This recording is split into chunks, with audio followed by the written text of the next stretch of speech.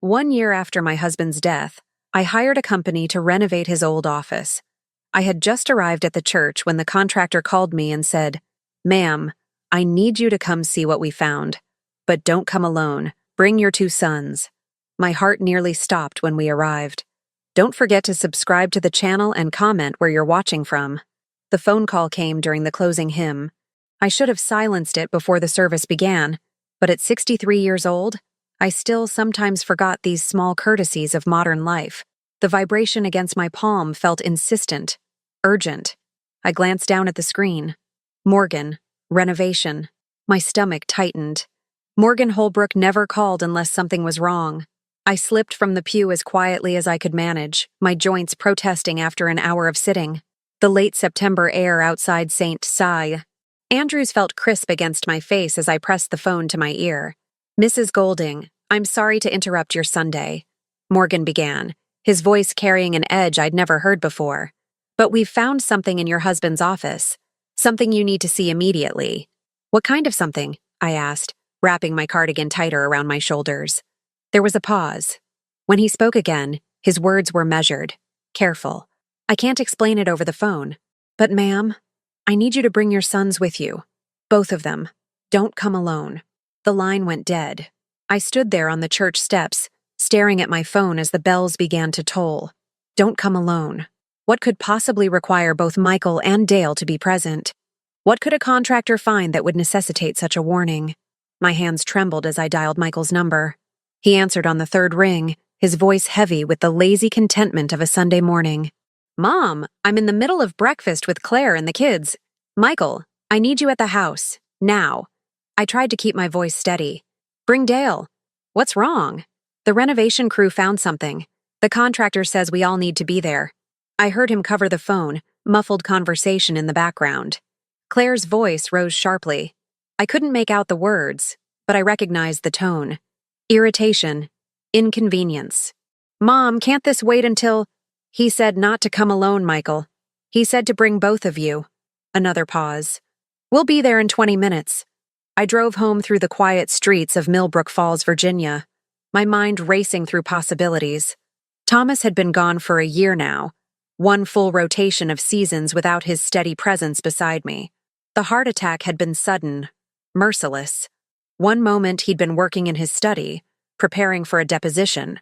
The next, he was gone. His office had remained untouched since that January morning. I couldn't bring myself to enter it, to face the absence that filled every corner of that room. But 3 weeks ago, on what would have been our 42nd anniversary, I'd made a decision. I would transform that space into something new. Not erase Thomas. I could never do that. But create something forward-looking. A library, perhaps. A place where our grandchildren could read. The renovation had begun 5 days ago. They'd started with the bookshelves, carefully removing Thomas's law volumes and boxing them for storage. Then the carpet, the old wallpaper. Morgan had promised it would take 3 weeks, maybe 4. They'd been scheduled to open up the wall behind Thomas's desk today. Something about updating the electrical wiring before installing the new built-in shelving. As I turned onto Hawthorne Drive, I saw both my sons' cars already parked in the driveway. Michael's sleek BMW sat next to Dale's more modest Honda. They stood together near the front porch, and even from a distance, I could see the tension in their postures. They'd barely spoken to each other since Thomas's funeral.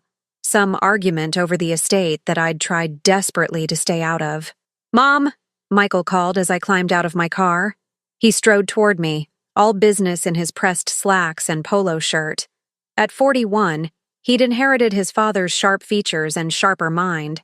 "What's this about?" "I don't know any more than you do," I said, fishing my keys from my purse. Dale hung back, hands shoved in the pockets of his worn jeans. At 37, he'd always been the gentler of my 2 boys, more interested in his high school teaching position than in following his father and brother into law. But there was something guarded in his expression now, something watchful. The front door opened before I could use my key. Morgan stood in the doorway, his face pale beneath his tan. Sawdust clung to his flannel shirt. "Mrs. Golding, thank you for coming so quickly." His eyes darted to my sons. "Both of you. What did you find?" Michael demanded, already moving past him into the house. Morgan looked at me, and I saw something in his eyes that made my blood run cold. Pity. And underneath it, something else. Fear. "It's better if you see it yourselves," he said quietly. We followed him through the familiar hallway to Thomas's study. The room looked strange, violated.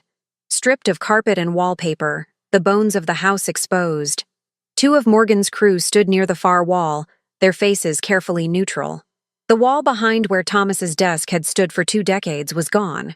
Not just opened, completely removed. In its place was a space I'd never known existed. A hidden room. It was small, perhaps 8 feet by 10, lit now by work lights that Morgan's crew had brought in. The walls were bare drywall, never painted, and along those walls were shelves, dozens of them, filled with files. The wall was false, Morgan explained, his voice tight. Double-layered. We found the seam when we were checking for studs. "There's a door mechanism here." He pointed to what looked like an innocuous section of bookshelf, hidden behind the trim work. "Your husband built this years ago by the look of it. Professional job." I stepped closer, my heart hammering against my ribs. The files were labeled, organized with the same meticulous care Thomas had brought to everything in his professional life. I recognized his handwriting on the tabs, but it was the contents that made my breath catch. Photographs, documents, newspaper clippings, and names. So many names, written in Thomas's precise script across manila folders. Michael pushed past me, grabbing one of the files. His face went white as he opened it. "What the hell is this?" he breathed. I pulled another file from the shelf at random. Inside were photographs of a man I didn't recognize, copies of financial documents, what looked like surveillance notes dated over a decade ago. At the top of the page, in Thomas's handwriting, subject, Richard Pemberton, status, terminated, terminated. My hands shook as I set the file down and reached for another, and another. Each one contained a dossier on someone, most of them people I'd never heard of, but some names I recognized. Local business owners, a former mayor, the superintendent of schools. Mom. Dale's voice was strangled. He stood in the corner of the hidden room, holding a file that bore no name on the tab. Just a date.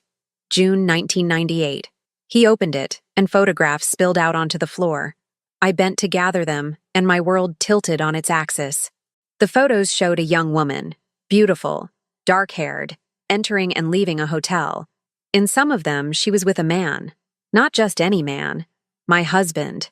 There were receipts, hotel bills, restaurant charges, all dated across a span of 6 months in 1998. The year Michael had graduated from college. The year we'd celebrated our 25th wedding anniversary with a party at the country club. The year Thomas had told me he was traveling constantly for a case in Richmond. "There's more," Morgan said quietly. He pointed to the back of the hidden room, where a small safe was embedded in the wall. "We haven't opened it. We didn't think we should." Michael was already across the room, examining the safe. "It's a digital lock, 4 digits. Mom, do you know Dad's codes?" I couldn't speak, couldn't think. The photographs felt like weights in my hands. Who was this woman? Why had Thomas kept these records hidden for over 2 decades? And more terrifyingly, what else had my husband been hiding? "Try the anniversary," Dale suggested, his voice hollow. Michael punched in numbers. The safe beeped and clicked open. Inside was a single leather-bound journal and a stack of VHS tapes, each labeled with dates spanning back 30 years. But it was what sat on top that made Michael step backward, his face ashen, a handgun. And beneath it, a passport with Thomas's photo, but a different name. "Mom," Michael said slowly, turning to face me. What kind of law was Dad really practicing? I looked around the hidden room, at the files covering the walls, at the evidence of a life I'd never known my husband had lived. Thomas Golding, the man who'd kissed me goodbye every morning, who'd sat across from me at dinner every night for 4 decades, who'd held my hand through 2 pregnancies and 1,000 ordinary days, had been a stranger with secrets that someone had wanted to keep buried. Because as Morgan had led us through the house, I'd noticed something. Small things that might have meant nothing individually, but together formed a pattern. The scratches around the front door lock that hadn't been there last week. The faint smell of cigarette smoke in the hallway, though no one in my family smoked. The way the alarm code had failed to work when I'd arrived 3 days ago, I'd assumed it was a glitch. But now, standing in this hidden room filled with evidence of Thomas's secret life, I understood. Someone else knew about this room. Someone who'd been searching for something. And they might be searching still. "We need to call the police," Dale said. But Michael shook his head, his lawyer's mind already working. "And tell them what? That Dad had a hidden room? That's not illegal. The gun probably is. Virginia requires registration. But that's not exactly—" "Michael," I cut him off, my voice firmer than I felt. "Look at these files. Really look at them. What do you see?" He pulled another folder from the shelf at random, opened it. His eyes scanned the contents, and I watched comprehension dawn. "These are blackmail files," he whispered. I nodded slowly. "And if your father was keeping them, if he'd hidden them this carefully for this long, there's a reason." "What reason?" Dale demanded. "What could possibly justify—" The sound of footsteps on the porch stopped him mid-sentence. We all froze. A knock at the door, sharp, authoritative. Morgan moved to the window, peered out, and went even paler. "There's a sheriff's cruiser in your driveway." My heart stopped. "I didn't call them." "Neither did we," Michael said. Another knock, more insistent. A voice called through the door. "Mrs. Golding, this is Deputy Marshal Garrett. I need to speak with you about your husband's estate." Deputy Marshal. Not local police, federal.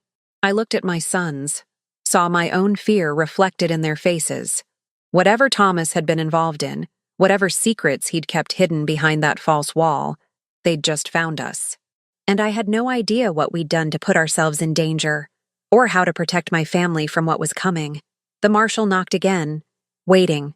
Time seemed to freeze in that hidden room, surrounded by evidence of a life I'd never known, holding photographs of my husband with another woman, while a federal officer stood at my door asking questions I had no answers for. I took a deep breath and started toward the hallway. Behind me, Michael grabbed my arm. "Mom, wait. We need to think about this." But I'd already made my decision. Whatever Thomas had done, whatever he'd been hiding, I would face it. I'd spent a year grieving a man I thought I knew. Now it was time to discover who he'd really been, even if the truth destroyed everything I'd believed about my life. Deputy Marshal Robert Garrett was younger than I'd expected, perhaps 50, with steel gray hair and eyes that missed nothing. He stood on my porch with the patient stillness of a man accustomed to waiting, his badge displayed prominently on his belt. "Mrs. Golding, I apologize for the Sunday intrusion," he said, his Virginia drawl softening the formality. "I'm following up on some irregularities related to your late husband's estate filing. May I come in?" Behind me, I felt Michael tense. Dale had gone silent. Morgan and his crew were still in the house, witnesses to whatever was about to unfold. "Of course," I said, stepping aside. My voice sounded remarkably calm, considering my heart was attempting to break through my ribcage. "Though I'm not sure what irregularities you're referring to. Everything was handled by my husband's law partner, Edward Hutchins." Something flickered in Garrett's eyes at the mention of Edward's name. "Yes, ma'am. That's actually part of what I need to discuss with you." He followed me into the living room, noting the renovation chaos with a sweep of his gaze. His eyes lingered on the open doorway to Thomas's study, and I saw recognition there. He knew about the hidden room, or suspected. "Marshal!" Michael stepped forward, extending his hand with the practiced ease of a corporate attorney. "I'm Michael Golding, Mrs. Golding's eldest son. Perhaps you could explain the nature of this visit?" Garrett shook his hand, assessed him with a glance. "I'm investigating potential financial crimes related to several estates managed by the Golding and Hutchins law firm over the past 15 years. The words fell like stones into still water. "My father's firm?" Michael's voice sharpened. "That's impossible. Golding and Hutchins has an impeccable reputation." "Had," Garrett corrected quietly. "Edward Hutchins disappeared 3 days ago, cleaned out the firm's trust accounts, approximately $2.3 million, and vanished. We've issued a federal warrant." The room spun. I gripped the arm of the sofa to steady myself. Edward Hutchins had been Thomas's partner for 30 years. He'd been a pallbearer at the funeral. He'd helped me navigate the estate paperwork, had assured me everything was in order. "When you say disappeared," Dale asked slowly, "do you mean—" "I mean his wife came home Thursday evening to find his clothes gone, his computer wiped, and a note saying he was sorry." Garrett pulled out a small notebook. "Mrs. Golding, When did you last speak with Mr. Hutchins? I struggled to remember. 3 weeks ago, when I signed the papers to authorize this renovation. He came here to the house. Did he seem agitated? Worried? I thought back to that afternoon. Edward had been his usual self, professional, sympathetic, perhaps a bit distracted. But there had been something. He asked about Thomas's office, whether I'd found anything unusual among his papers. Garrett's eyes sharpened. And had you?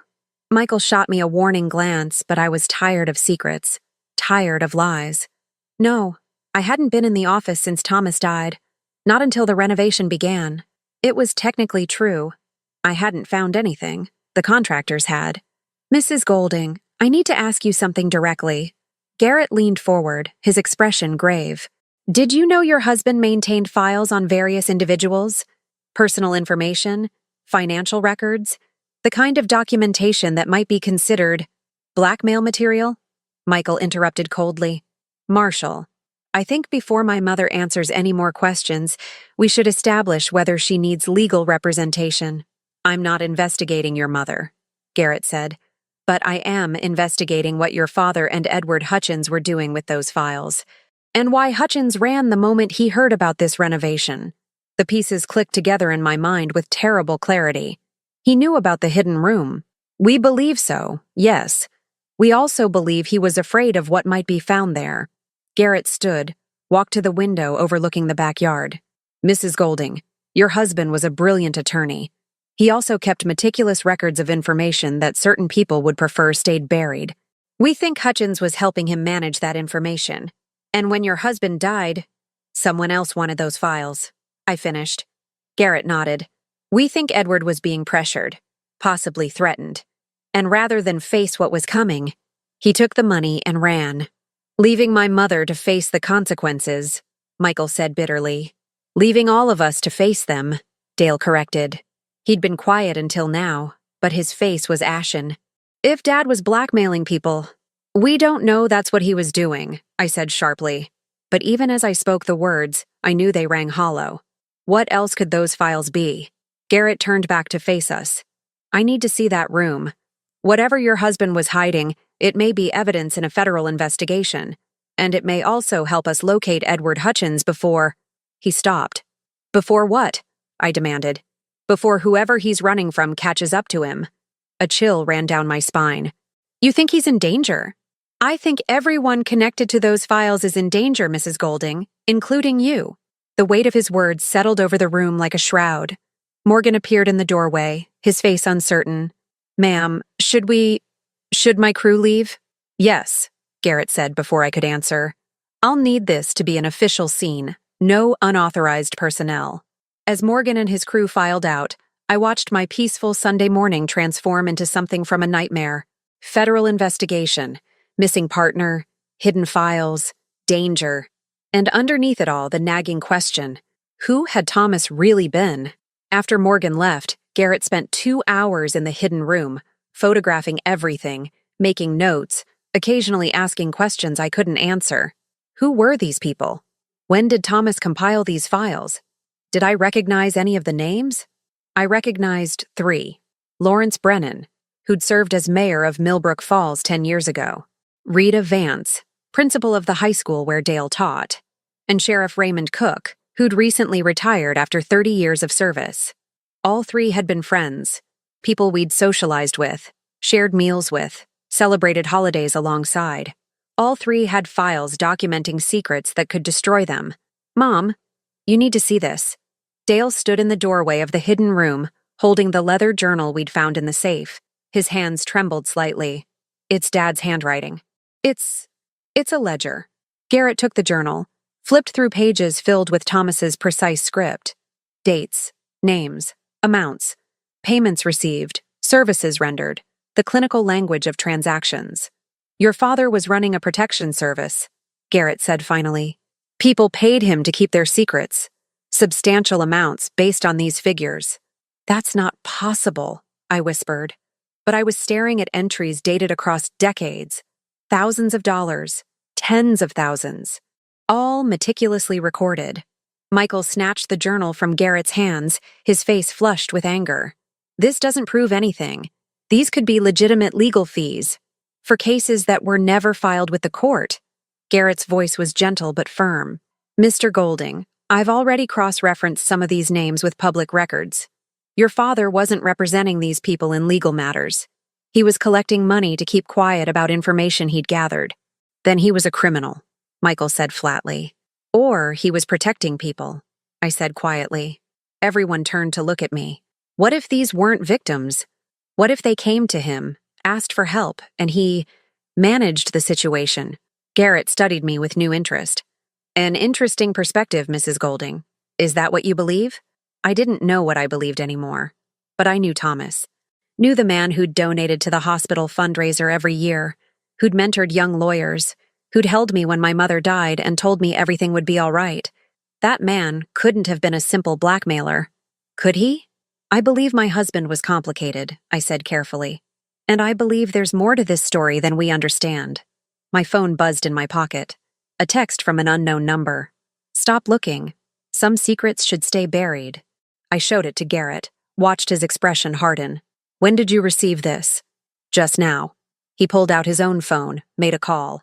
I need a trace on a number and a security detail at 428 Hawthorne Drive. Priority 1. Security detail. The words made it real. We were in danger. Not theoretical future danger, but immediate, present threat. Marshall, I said slowly, if someone knows we found this room, knows we're looking through these files, why warn us to stop? Why not just take what they want? Garrett finished. Because they don't know what you've found yet. They're trying to scare you into walking away before you discover something specific. Discover what? Dale demanded. That's what we need to figure out. Garrett closed the journal carefully. Mrs. Golding, I'm going to need you and your sons to come to the federal building tomorrow morning. We'll need complete statements, and we need to secure these files before... The sound of shattering glass cut him off. We all froze as a brick crashed through the living room window, wrapped in paper. Garrett had his weapon drawn before the brick stopped rolling. Everyone down! Away from the windows! Michael pushed me behind the sofa. Dale crouched beside us. Through the broken window, I heard an engine roar to life, tires squealing as a vehicle fled down Hawthorne Drive. Garrett spoke rapidly into his radio, calling for backup, issuing descriptions I couldn't process through the ringing in my ears. When he was satisfied the threat had passed, he retrieved the brick with gloved hands, unwrapped the paper carefully. What does it say? I asked. His face was grim. It's a list of names. 23 of them. He looked at me. Including your sons. And you. The paper fluttered in his hand as he held it up. At the bottom, scrawled in red marker, everyone who knows pays the price. We're taking you into protective custody, Garrett said.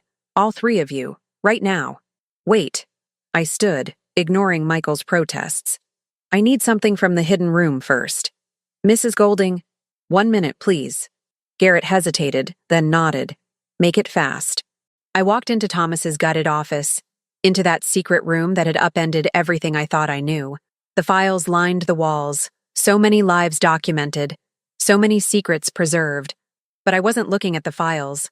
I was looking at the VHS tapes.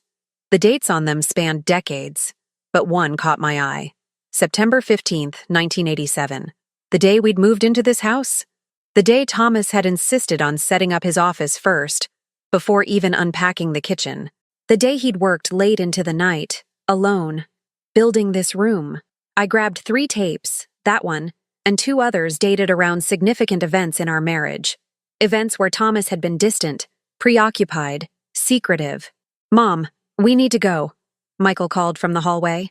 I slipped the tapes into my cardigan pockets and returned to find my sons being ushered toward the door by federal agents who'd arrived with remarkable speed. As I stepped out into the cool September afternoon, I looked back at my house.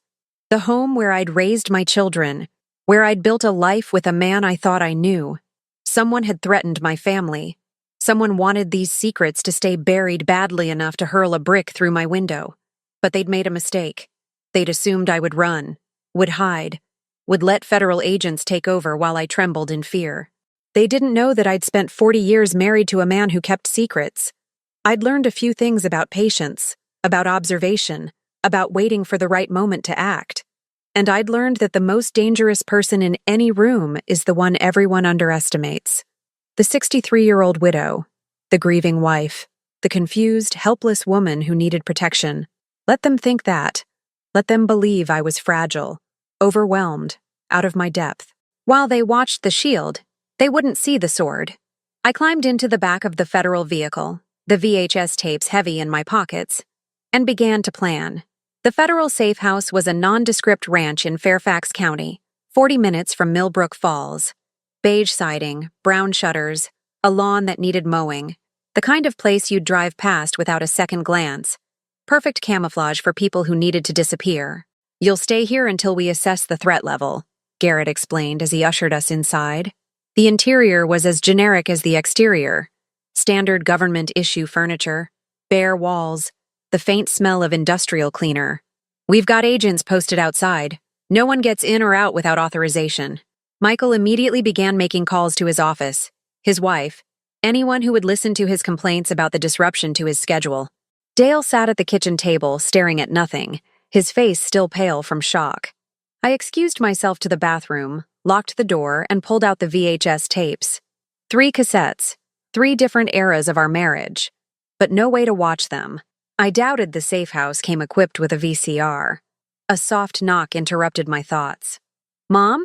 Dale's voice uncertain. "You okay?" I slipped the tapes back into my pockets and opened the door. "I'm fine, sweetheart." He studied me with concern that made my heart ache. Of my 2 sons, Dale had always been the more perceptive, the one who noticed when something was wrong. This is insane. All of it. Dad couldn't have been what they're saying he was. I know. I squeezed his hand. But we need to understand what really happened before we can defend him. The files, Mom. All those people. What if they're coming after us because... He stopped, struggled with the words. What if Dad hurt people? What if he ruined lives? It was the question I'd been avoiding. Then we deal with the truth, whatever it is. But even as I said it, doubt gnawed at me. Thomas had been many things. But cruel? Destructive? I couldn't reconcile that with the man who'd read bedtime stories to our sons, who'd held my hand through my father's funeral, who'd kissed my forehead every morning before leaving for work. Unless I'd never really known him at all. That evening, while Michael argued with Claire over the phone in the bedroom and Dale dozed on the couch, I noticed something odd. The agent posted by the front door, a young woman named Torres, kept checking her phone. Not casually, anxiously. And when Garrett stepped outside to take a call, I saw Torres follow him. Through the window, I watched them have a heated conversation. Garrett's body language was aggressive, territorial. Torres looked defensive. They were arguing about us. About the case. When Garrett returned, his expression was carefully neutral. But I'd spent 40 years reading people's faces at dinner parties and client meetings. Something had changed. "Mrs. Golding, I need to ask you some questions about your husband's partnership with Edward Hutchins." He sat across from me at the kitchen table, pulled out his notebook. "How much did you know about their business arrangement?" I knew they were partners, equal shares in the firm. Thomas handled most of the trial work. Edward managed estates and contracts. "Did you know Edward was married before? That his first wife died in a car accident in 1995? The question seemed to come from nowhere. "Yes, I knew. It was tragic. She was only 32. Garrett's pen stilled on the page. "Did your husband ever mention anything unusual about that accident?" A cold feeling spread through my chest. "What are you implying?" "I'm not implying anything. I'm asking if Thomas ever suggested the accident might not have been..." He chose his words carefully. "Accidental." Absolutely not. But even as I said it, I remembered something. A conversation, years ago, after a firm dinner. Thomas and I driving home, and him saying something odd about Edward. He's trapped now. No way out. I'd assumed he meant trapped by grief, by loss. What if he'd meant something else entirely? "Marshall Garrett," I said slowly, "what did you find in those files about Edward's wife?" He closed the notebook. "That's part of an ongoing investigation. I can't..." "You think my husband knew something about her death? You think he used it to control Edward?" The pieces were assembling themselves in my mind with terrible clarity. All these years, Edward wasn't just Thomas's partner. He was... What? Another victim? Another person Thomas had leverage over? "I think your husband was very good at collecting insurance policies," Garrett said quietly. Information he could use if he ever needed leverage. And I think Edward Hutchins finally decided he'd had enough. My phone buzzed. Another text from the unknown number. Ask Garrett about his brother. I showed him the screen. Watched the color drain from his face. Who sent this? His voice was tight. The same number as before. What does it mean? What about your brother? Garrett stood abruptly, walked to the window. When he spoke again, his voice was rough. My brother committed suicide 8 years ago. He was a banker in Richmond. Got caught up in some kind of financial scandal, lost everything. He turned to face me. Your husband's firm handled the investigation. The implications hung in the air between us. You think, Thomas? I think my brother's name was in one of those files, Garrett said. And I think whatever information your husband had drove James to put a gun in his mouth. The room tilted. This wasn't just about investigating Thomas's crimes. This was personal. Garrett had a stake in whatever we uncovered. Does your supervisor know? I asked carefully. Know what? That I requested this assignment? That I've been waiting 8 years to find out what your husband knew about my brother's death? His laugh was bitter. I'm the best person for this case, Mrs. Golding. Because I understand exactly what kind of man Thomas Golding was.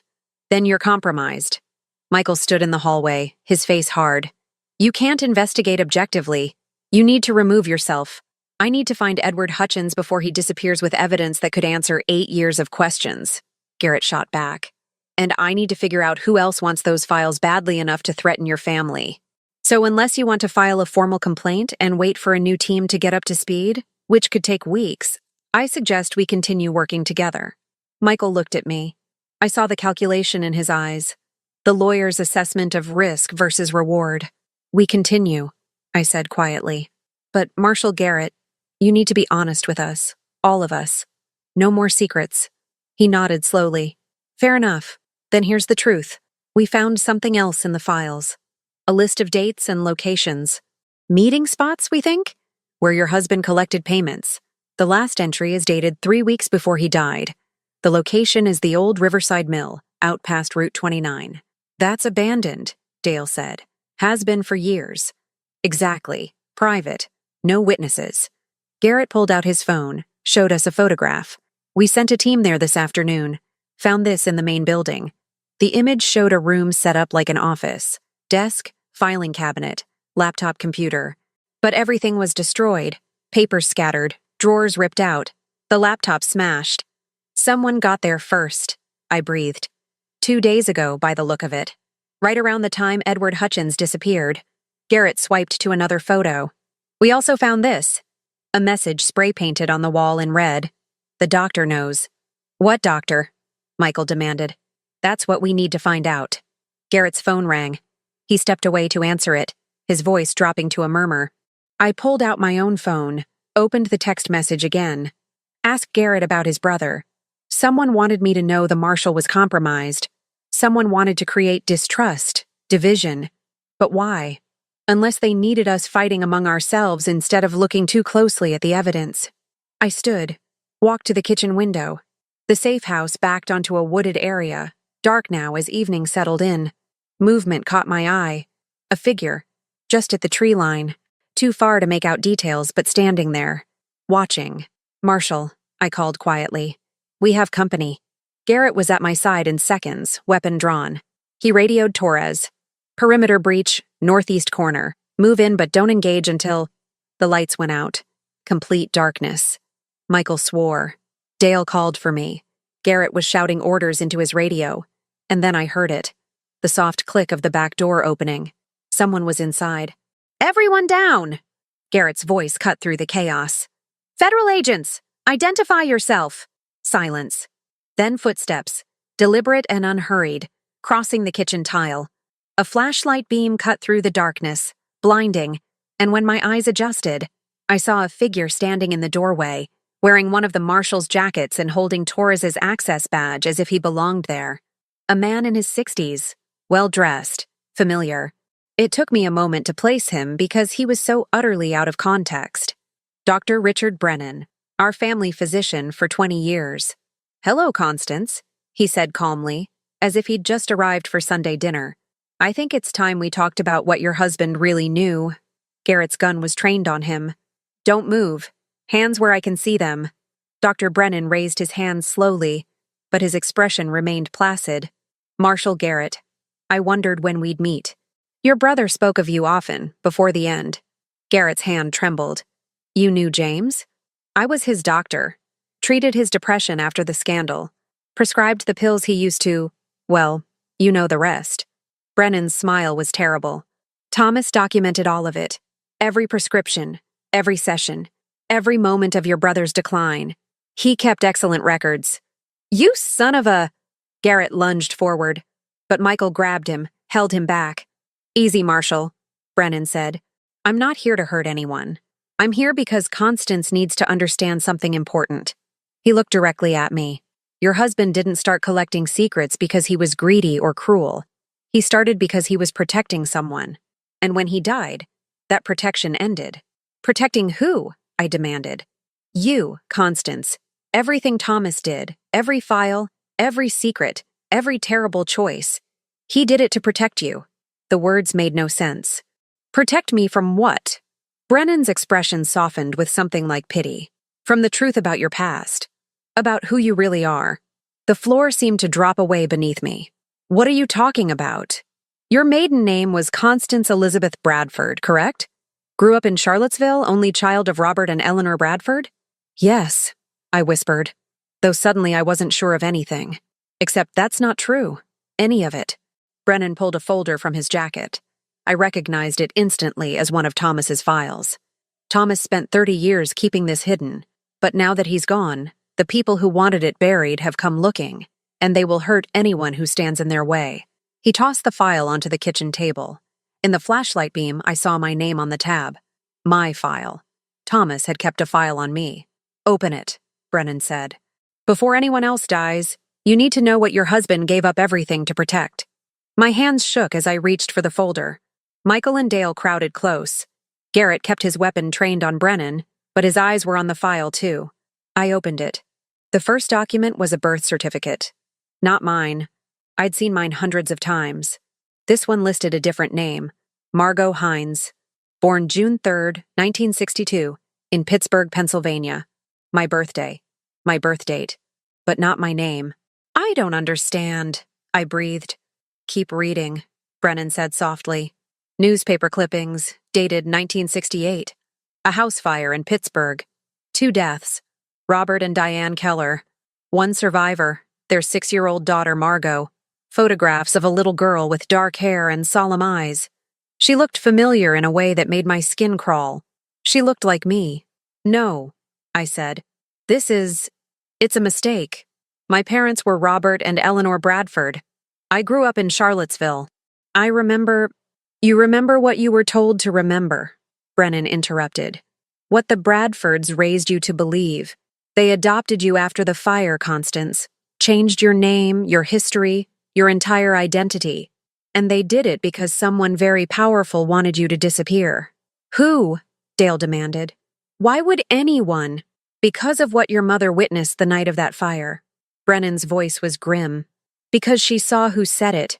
Because at 6 years old, Constance, or Margot, was the only witness to a double murder. The room spun. I gripped the table edge, fought to breathe. This couldn't be real. Couldn't be true. But the photographs, the birth certificate, the dates that lined up perfectly with my life, reimagined as someone else's story. Thomas found out, I whispered. Somehow he discovered who I really was. When you were engaged, Brennan confirmed.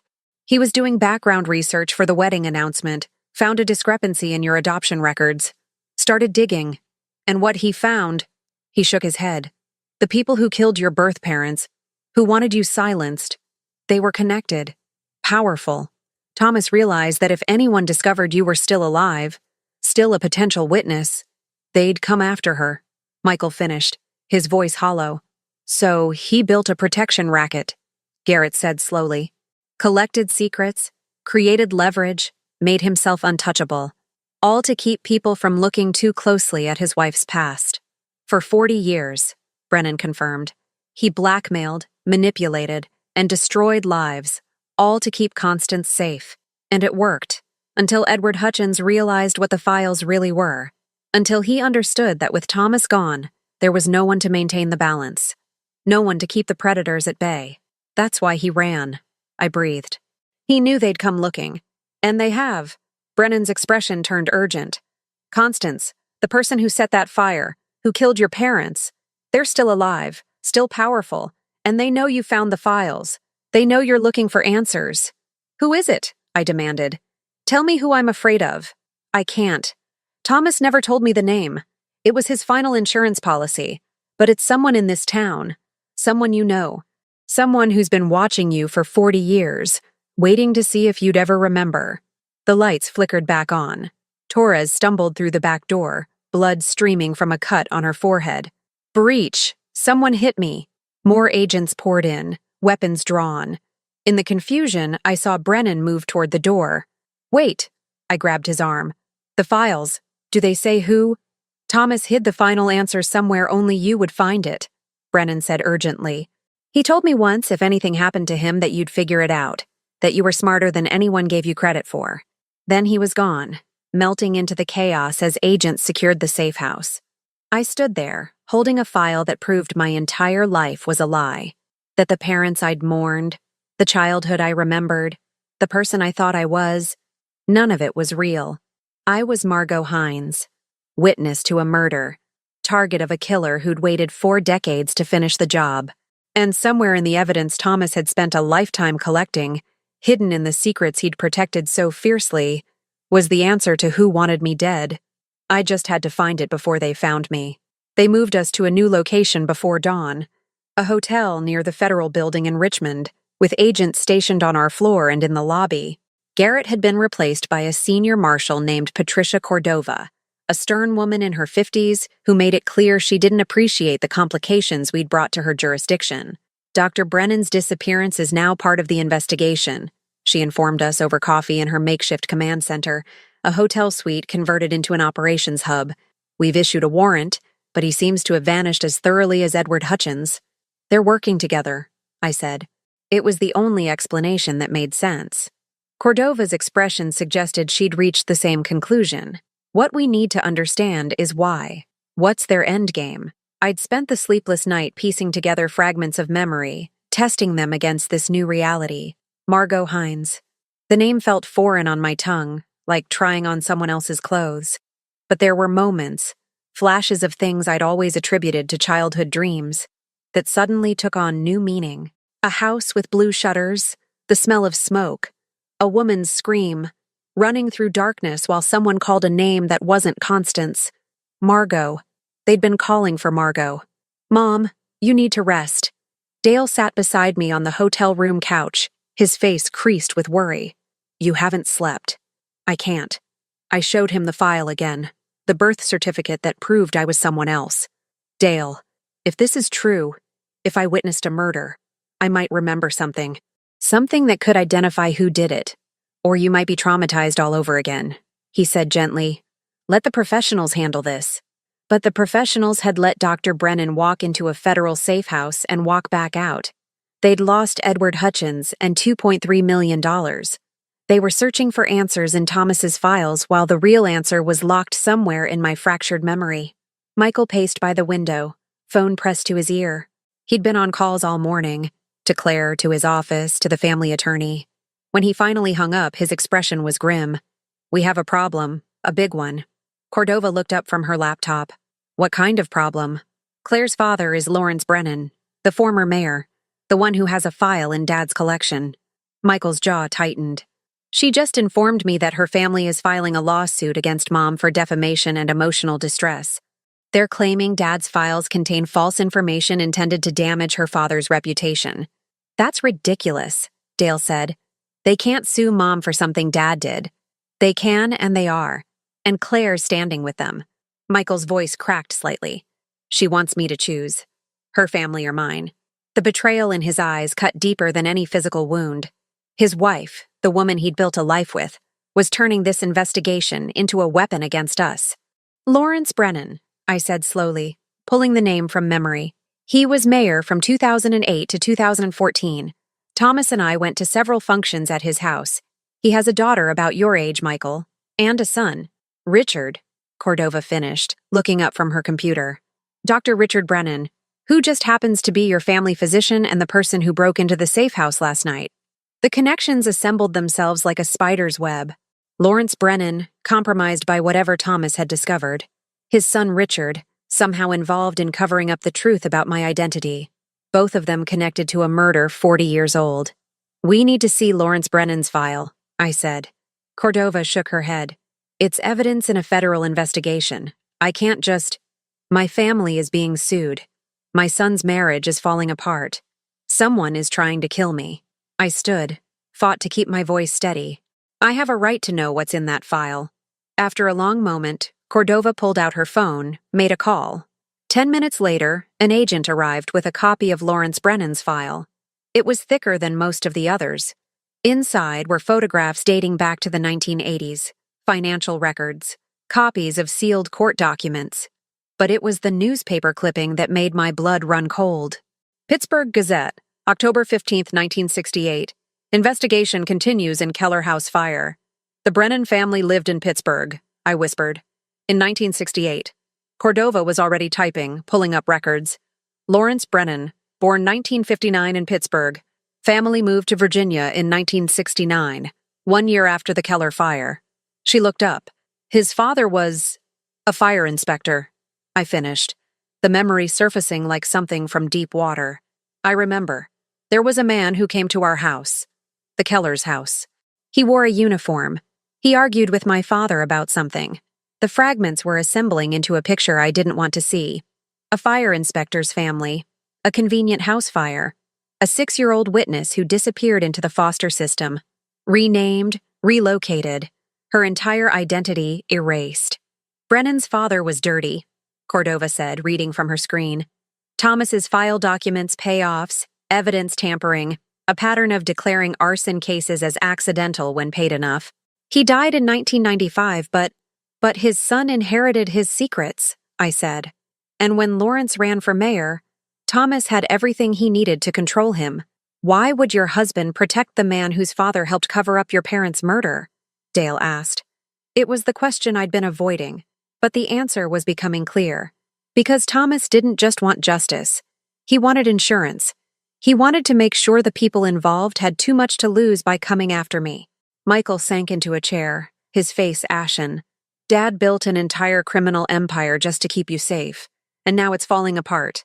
Everyone he controlled, everyone who had something to lose, they're all scrambling to protect themselves. By eliminating the witness, Cordova said quietly. By eliminating you.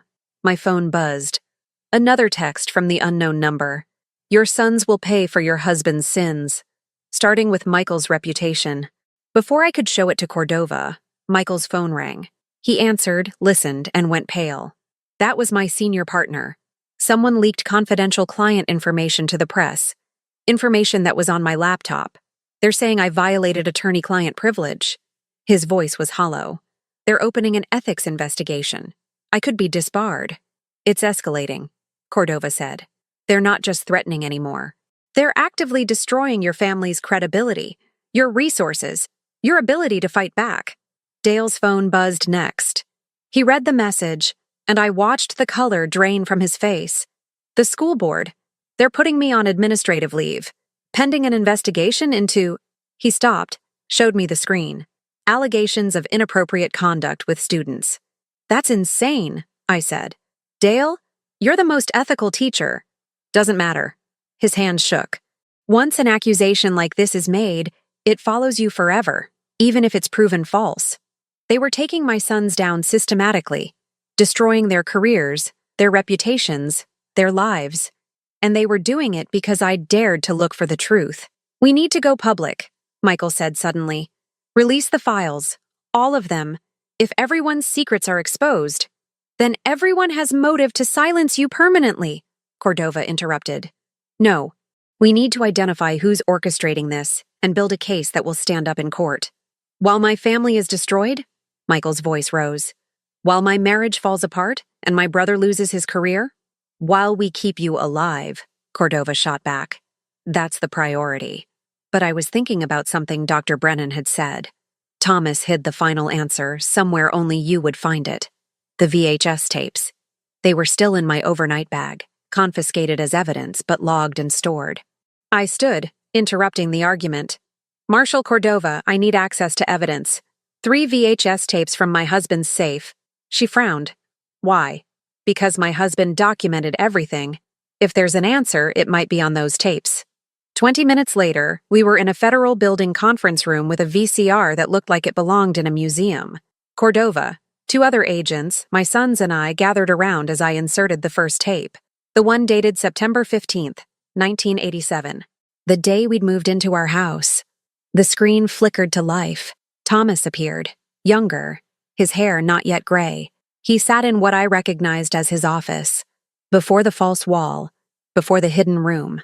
Constance, his recorded voice said, if you're watching this, then I'm gone, and you've found the room. Which means the protection I built has failed. My throat tightened. Dale gripped my hand. I want you to know that everything I did for you. When I discovered who you really were, what you'd witnessed. Thomas paused, collected himself. I had a choice. Tell you the truth and watch you live in fear, or keep the secret and make sure no one could ever hurt you. He chose the lie, Michael whispered.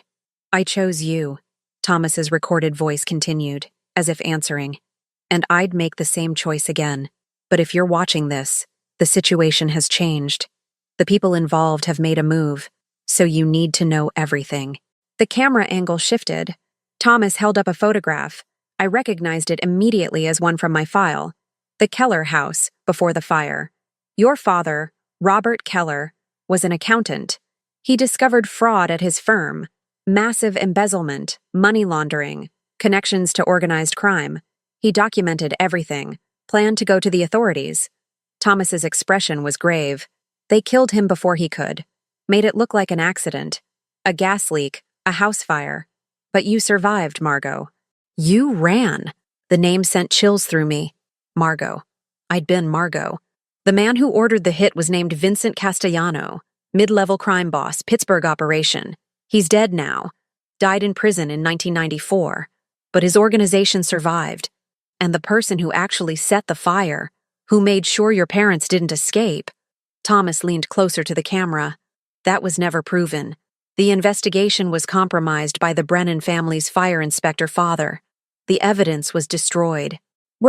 Then how do we find them? I asked the screen, knowing he couldn't answer. But Thomas smiled, as if he'd anticipated my question. I spent 30 years following the money. Castellano's organization had connections in Virginia.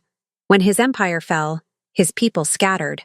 Some went legitimate, changed names, built new lives, got into politics, business, medicine. Medicine. I thought of Dr. Richard Brennan, of his father Lawrence. I documented everyone with connections to the original crime, Thomas continued. Everyone who might have been involved. It's all in the files. But the person who actually killed your parents, who tried to kill you, I never found definitive proof until 3 weeks ago, 3 weeks before he died. I received a call, anonymous. Someone who claimed to know what happened that night. They wanted to meet, to make a deal. They said they had evidence, and they were willing to trade it for immunity from the leverage I had over them. It was a trap, Cordova said quietly. I went to the meeting, Thomas said on screen, at the old Riverside Mill, and I recorded everything. If you're watching this tape, Constance, you need to find the others. They're hidden in places that mean something to us, places only you would think to look. The screen went black. We sat in silence. Finally, Dale spoke. Dad was trying to make a deal with his own blackmail victim, someone he had leverage over, someone who knew about the Keller murders, someone who killed him for it, Michael added. I thought about the recording, the meeting at Riverside Mill, the destroyed office we'd found there. Thomas made a recording of that meeting, I said. It would be evidence of who killed my parents, maybe even evidence of who killed him. And it's on one of the other tapes, Cordova realized. Or hidden somewhere the killer hasn't found yet. My phone buzzed. The unknown number again. Found the mill. Found the office. Looking for the house next. Hope your sons survive the search. The threat was clear. They were going to my house. Where Morgan's renovation crew had torn open walls, exposed the hidden room, disturbed evidence. Where they might find whatever Thomas had hidden there. We need to get back to Millbrook Falls, I said, standing. Now. Absolutely not, Cordova said. It's too dangerous. We'll send a team. They won't know what to look for. Thomas said he hid things in places that meant something to us. To our marriage. Our life together. I grabbed my coat. I'm the only one who can find it. Then I'm coming with you, Michael said. Me too, Dale added. Cordova looked ready to argue, then sighed. Fine. But we do this my way. Full tactical team, armored vehicles, and at the first sign of trouble, we pull out. Agreed? I nodded, but I was already thinking ahead. Thomas had left me a trail. Clues hidden in our shared history. In the life we'd built together. He'd trusted that I would be smart enough, observant enough, to find what he'd left behind. Everyone else saw me as a 63-year-old widow. Fragile, confused, in need of protection. Thomas had known better. He'd spent 40 years watching me navigate social politics, manage a household, raise 2 intelligent sons. He'd seen the steel beneath the polite exterior. And he'd bet everything. His reputation, his life's work, the truth about my past, that I would be able to finish what he'd started. As we prepared to return to Millbrook Falls, to walk back into danger, I felt something shift inside me. Fear was still there, yes, but underneath it was something stronger. Determination. Someone had killed my birth parents. Someone had spent 40 years trying to keep me silent. Someone had murdered my husband to protect their secrets, and they'd just threatened my sons. That was their mistake. Because a mother protecting her children is the most dangerous force in the world. They were about to learn that lesson the hard way. We arrived at my house just after sunset. A convoy of federal vehicles rolling up Hawthorne Drive like an invading army. The neighbors' curtains twitched. Mrs. Patterson from next door stood on her porch, arms crossed, watching with undisguised curiosity. The house looked violated in the fading light. Yellow police tape still hung across the door from the brick incident. Morgan's truck was gone, but his equipment remained scattered across the lawn. Sawhorses, tarps, a stack of drywall sheets growing damp in the evening dew. Clear the perimeter first, Cordova ordered her team. 6 agents fanned out, checking the backyard, the garage, the shadowed spaces between houses where threats might hide. I stood on the sidewalk, keys clutched in my hand, and tried to think like Thomas. Where would he hide something precious? Something that could only be found by someone who knew our history, our private moments.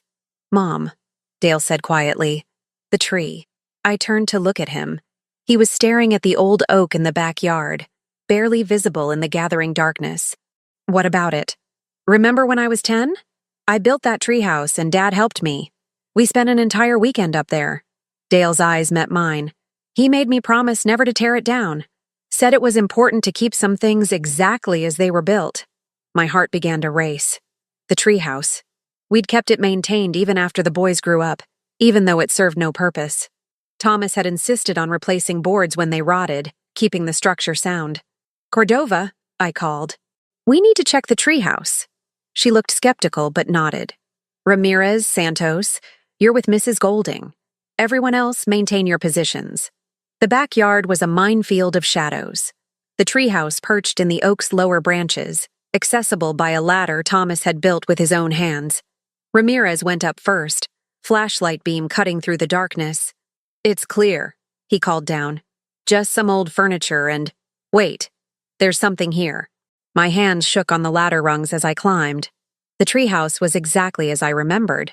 Small platform, weathered walls, the initials DW and MW carved into the support beam. But Ramirez was pointing to the corner, where a loose board had been pried up. Beneath it was a metal box. I lifted it out with trembling hands. The lock was simple, designed to keep out curious children, not determined adults. I broke it open with a rock. Inside was another VHS tape, labeled with a date 3 weeks before Thomas died. And underneath it, a file folder marked Final Evidence. We need to watch this, I said. Now. Back in the house with agents posted at every entrance, we gathered again around the ancient VCR. Michael and Dale flanked me on the couch. Cordova stood behind us, her hand never far from her weapon. I inserted the tape. The image was grainy, shot from a fixed camera position. The setting was the Riverside Mill office. I recognized the desk, the filing cabinet, before they'd been destroyed. Thomas sat in frame, facing the camera. "This is being recorded on October 8th, he said, his voice steady despite the pallor of his skin. "I'm meeting with someone who claims to have information about the Keller murders. Someone I've maintained leverage over for 15 years. The door in the background opened. A figure entered, face initially obscured by shadow. Then they moved into the light. I gasped. Rita Vance, the high school principal, Dale's boss. "Thank you for coming," Thomas said on screen. "Let's get this over with." Patricia's voice was tight with tension. She sat across from him, her face hard. "You said you'd destroy the files if I told you what I know about Pittsburgh. If the information is genuine, yes. I'll destroy everything I have on your embezzlement from the school district." Dale made a strangled sound beside me. "She was stealing from the school? For 5 years," Thomas continued on screen. "But that's not why we're here. You grew up in Pittsburgh. Your father worked for Vincent Castellano's organization." Patricia's jaw tightened. "He was a driver, low level. He got out before the arrests. But not before he participated in certain operations, including the Keller fire." The room seemed to freeze. On screen, Patricia went very still. "I don't know what you're talking about." "Yes, you do. Your father drove the car that night. He was the getaway driver for the person who set the fire. And you know who that person was because your father told you. On his deathbed 5 years ago, he confessed." Patricia's hands clenched into fists. "You can't prove any of this. I can prove your father's connection to Castellano. I can prove he was in Pittsburgh the night of the fire. And I can prove that you've been paying money to someone for 15 years. Someone you're terrified of. Someone you're protecting." Thomas leaned forward. "Tell me who killed the Kellers, Patricia. Tell me who tried to kill my wife when she was 6 years old." The silence stretched.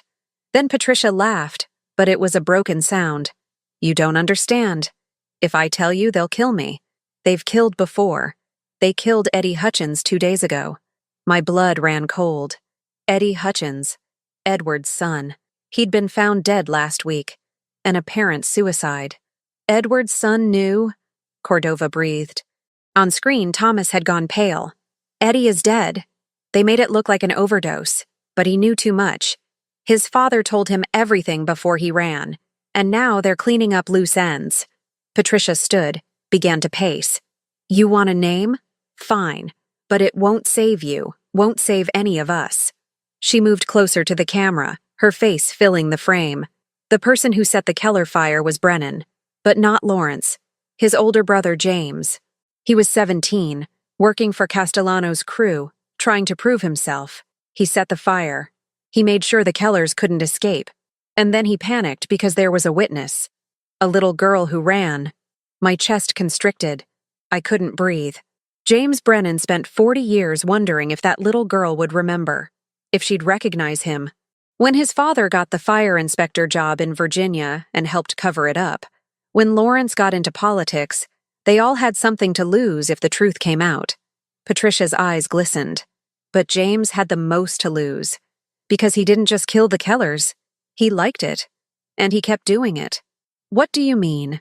Thomas asked, his voice barely audible.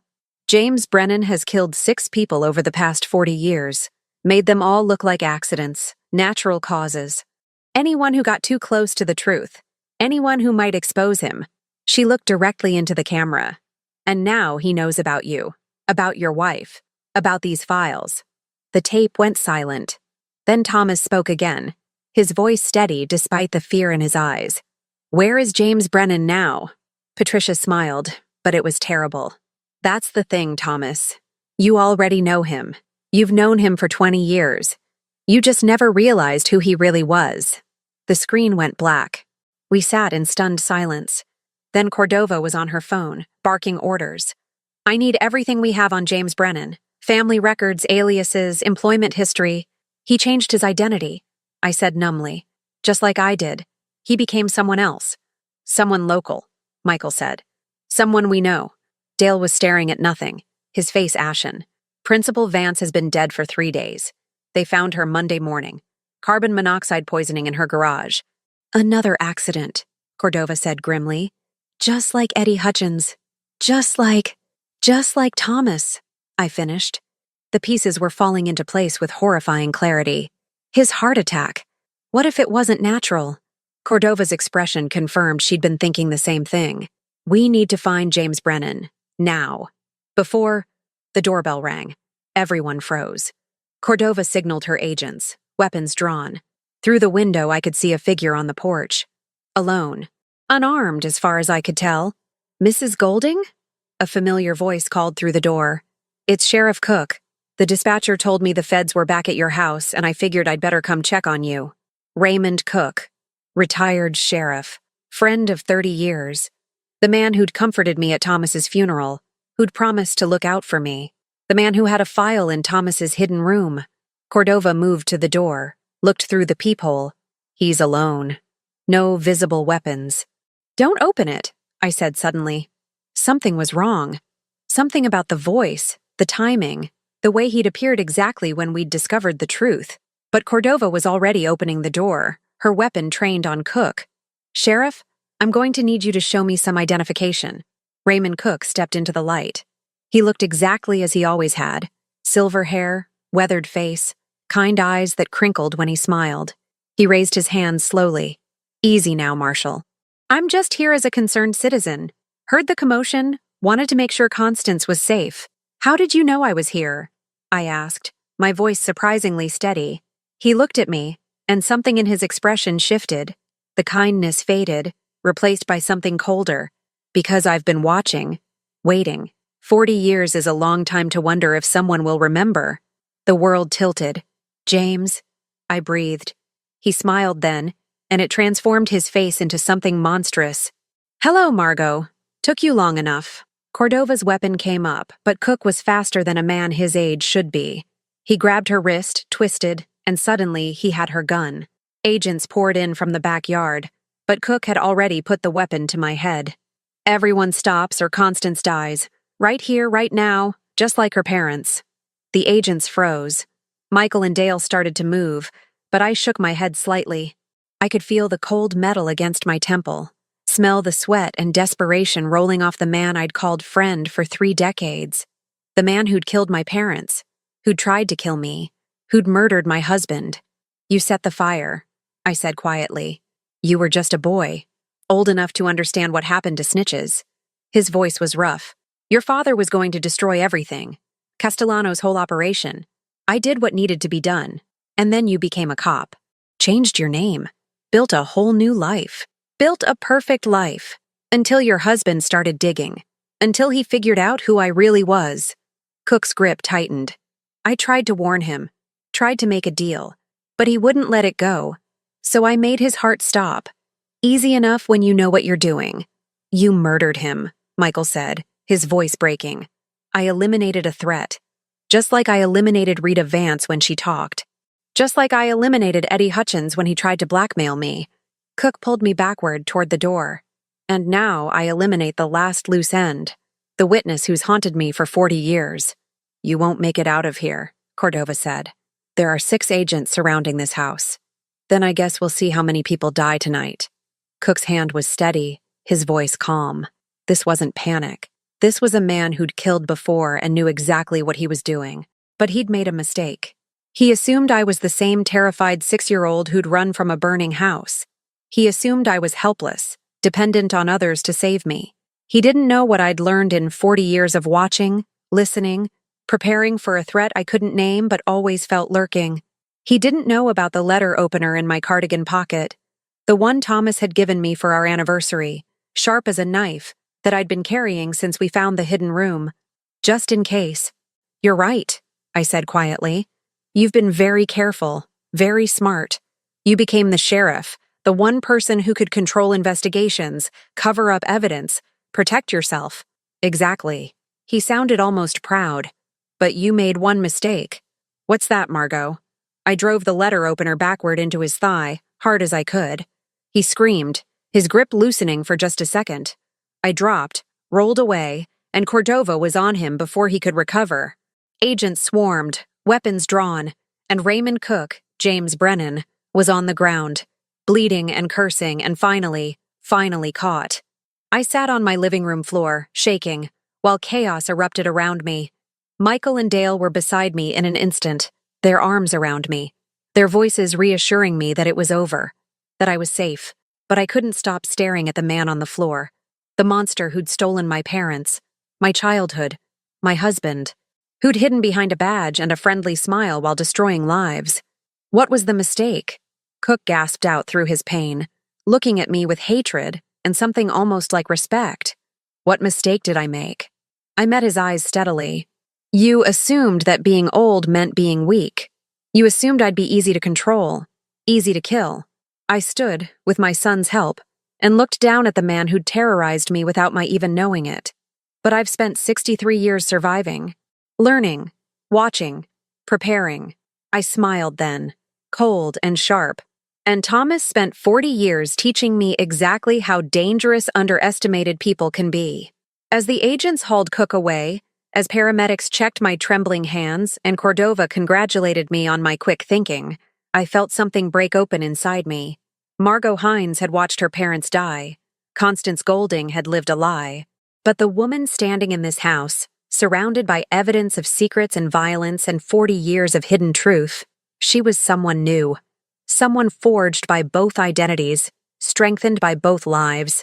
Someone who'd just taken down a killer with nothing but intelligence, patience, and a letter opener. Thomas had been right. I was strong enough to finish what he started, and I wasn't done yet. The next 3 weeks passed in a blur of depositions, interviews, and revelations that rippled through Millbrook Falls like aftershocks from an earthquake.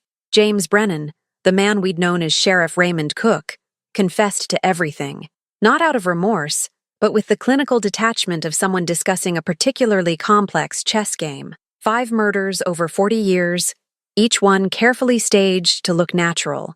My parents, Thomas, Rita Vance, Eddie Hutchins, and a man named Gregory Walsh in 1998, who'd been investigating cold cases and gotten too close to the truth about the Keller fire.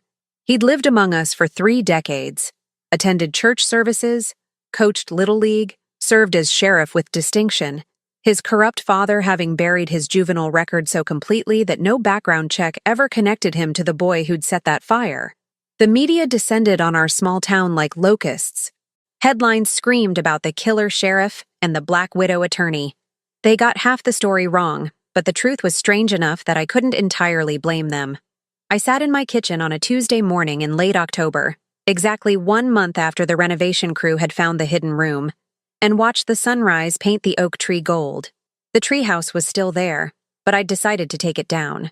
Some memories didn't need to be preserved. Mom? Dale appeared in the doorway, 2 cups of coffee in hand. He'd been staying with me since the arrest, unwilling to leave me alone despite my protests. How are you feeling? Like myself, I said, for the first time in a long time. It was true. The woman I'd been, Constance Golding, devoted wife, doting mother, pillar of the community, had been real, but incomplete. Now, knowing the truth about Margot Hines, about the trauma buried beneath 40 years of carefully constructed identity, I felt more whole than I had in decades. Broken and mended, scarred, but stronger for it. Dale sat across from me, and I saw the question in his eyes, the one he'd been afraid to ask. Do you remember it now? The fire? I did. The memories had returned in fragments over the past weeks, pieces of that night reassembling themselves like a puzzle. I remember my mother singing while she made dinner, my father at the kitchen table with papers spread out, worried about something, then the smell of smoke, the heat, my mother screaming for me to run. And Brennan? I remember a young man's face in the window, watching the house burn, smiling. I wrapped my hands around my coffee cup. I was too young to understand what I was seeing, but some part of me never forgot. That's why I never felt entirely safe, even in my own home. Why I always checked the locks twice, kept a weapon close, watched strangers too carefully. You knew, Dale said softly. On some level, you always knew. Perhaps. Or perhaps Thomas's 40 years of vigilance had taught me to be cautious. Either way, it had kept me alive. My phone buzzed. A text from Michael. Heading over. We need to talk. He arrived 20 minutes later with Claire. That surprised me. They'd been separated since the lawsuit, living apart while lawyers negotiated the terms of what everyone assumed would be a divorce. But Claire's hand was in Michael's as they walked up the path, and her eyes were red, as if she'd been crying. "Mrs. Golding," she said, her voice breaking, "I owe you an apology, a massive one." I invited them in, poured more coffee, and waited. "My father," Claire began, then stopped, collected herself. "When the files came out, when everything went public, I learned things. Things about him, about my family, that I never knew." Lawrence Brennan's file had been released as evidence. The public now knew about the payoffs, the corruption, the cover-up of the Keller fire investigation. He'd resigned from every board he sat on, retreated into his mansion, and refused to speak to the press. He used his position to help hide a murderer, Claire continued. "And when you and Michael were threatened, when your family was being destroyed, I stood with him. I chose protecting his reputation over protecting the people I should have cared about most." "You didn't know," I said gently. "I should have trusted you. Should have trusted Michael." She looked at my son with raw emotion. "Instead, I let my family manipulate me, use me as a weapon against you."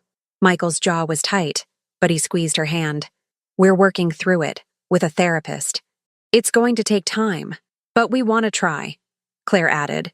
"If you'll forgive me, if you'll let me try to make this right." I thought about it, about grudges and anger and the poison they created, about how Thomas had spent 40 years fighting threats, collecting leverage, living in a constant state of war.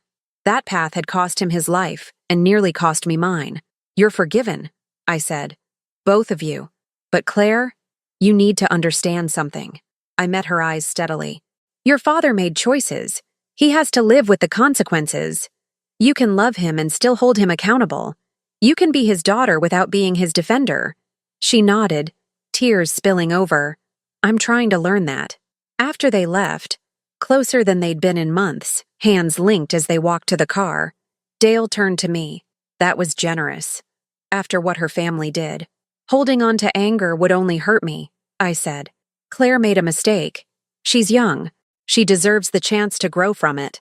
What I didn't say was that I'd already exacted a different kind of justice. Lawrence Brennan's political career was over. His reputation destroyed.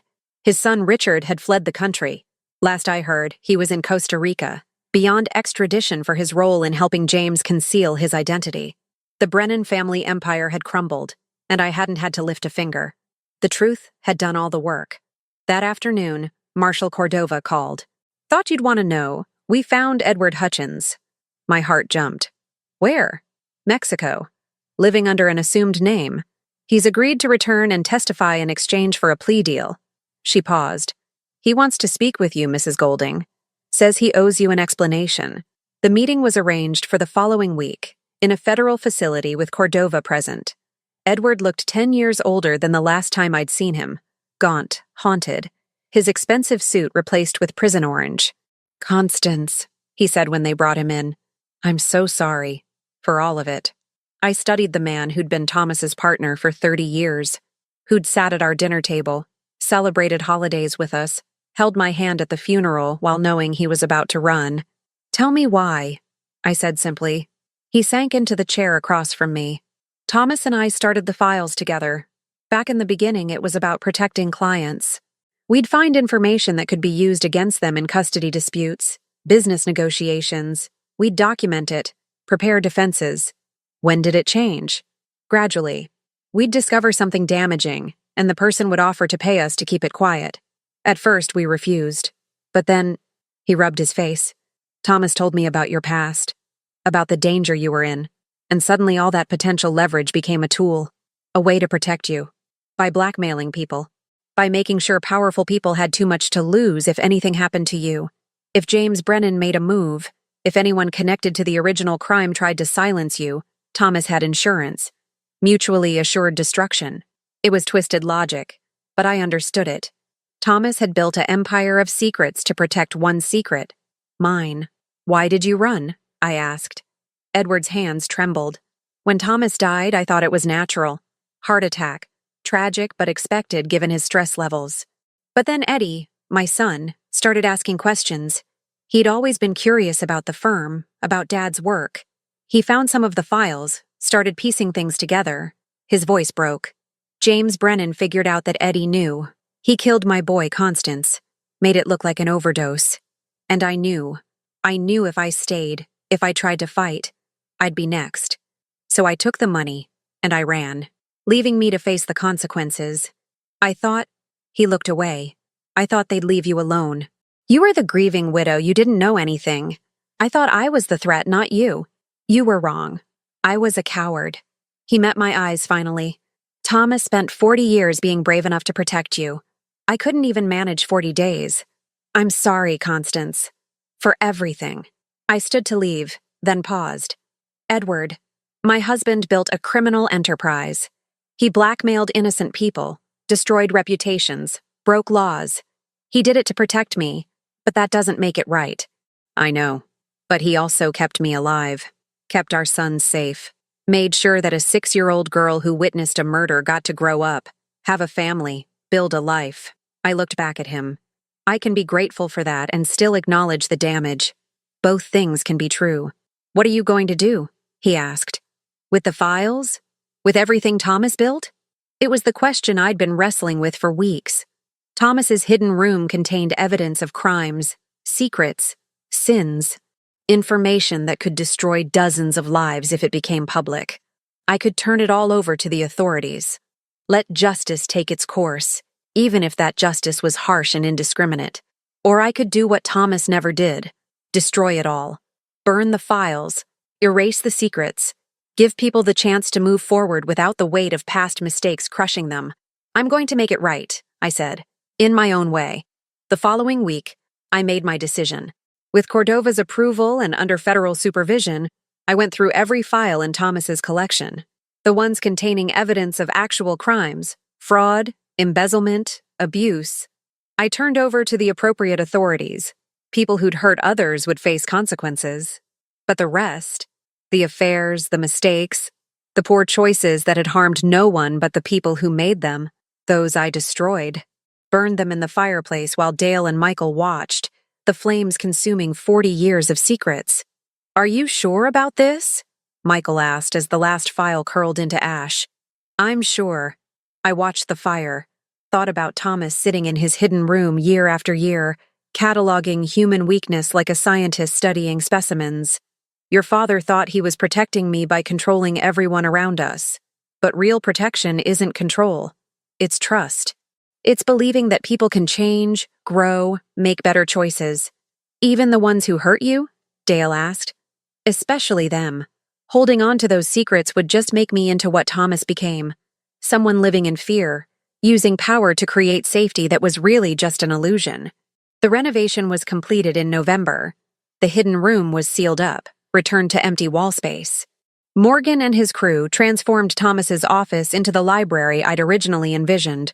Warm wood shelves, comfortable chairs, large windows letting in the afternoon light. My grandchildren visited for Thanksgiving. Michael and Claire's 2 daughters, 7 and 9, explored the new space with delight. They didn't know what that room had been, what secrets it had held. They just saw a library, a place to read and dream and grow. Grandma? The youngest asked. Why do you keep looking at that wall? I smiled, pulled her into my lap. Just remembering. Sometimes the things we hide end up being the things we most need to find. She wrinkled her nose. That doesn't make sense.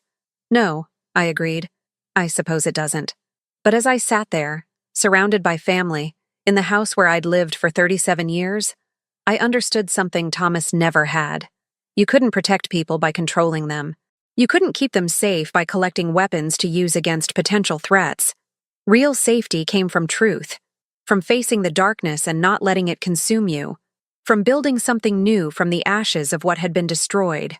I was 63 years old, a widow, a mother, a woman with 2 names and 2 histories, both of them true, both of them mine. I'd survived a fire at 6, survived a lie that lasted 40 years, survived the revelation that my entire life had been built on secrets and blood, and I'd done more than survive. I'd prevailed, not through violence or vengeance, but through patience, intelligence, and the quiet strength that everyone had underestimated. That evening, after the family had gone home, I stood in the new library and looked out at the oak tree. The treehouse was gone now, hauled away by Morgan's crew. In its place was empty space, room for new growth. I thought about Thomas's final tape, his last message to me. "I chose you," he'd said, "and I'd make the same choice again." He'd been wrong about many things. Wrong about how to protect me. Wrong about the cost of keeping secrets. Wrong about the price he was willing to pay. But he'd been right about one thing. I was stronger than anyone knew. Smart enough to find the truth. Brave enough to face it. Wise enough to know when to fight and when to let go. The house settled around me, familiar and strange all at once. My home. My sanctuary. No longer hiding secrets in its walls, but holding memories instead. Good ones and bad ones. Truth and lies. Everything that made a life real. I picked up my phone, scrolled to the unknown number that had terrorized me with threats, and sent one final message. "You were wrong. The old know things the young have yet to learn. We survive because we're patient. We win because we're underestimated. Remember that." Then I blocked the number, deleted it, and moved on. Outside, the sun was setting, painting the Virginia sky in shades of amber and rose. A new season approaching, a new chapter beginning, and for the first time in 63 years, I knew exactly who I was.